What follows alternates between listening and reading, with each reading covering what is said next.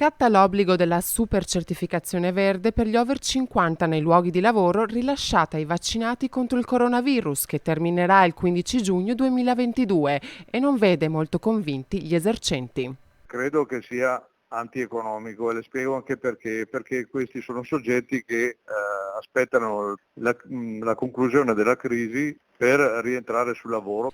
Sono 155.000 i veneti nella fascia 50-59 anni non ancora vaccinati secondo gli ultimi dati stilati dalla Regione del Veneto, mentre invece sul territorio dell'UR7 pedemontana i vaccinati a ciclo completo nella stessa fascia d'età ha raggiunto l'85% della popolazione.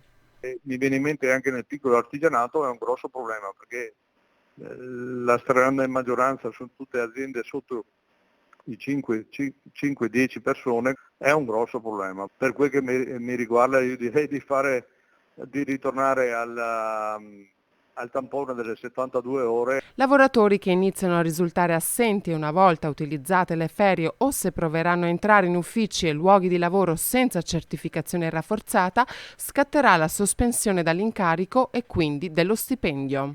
Il problema è anche quello delle maestranze, noi non possiamo sostituirci a tutto tondo a coloro che mancano.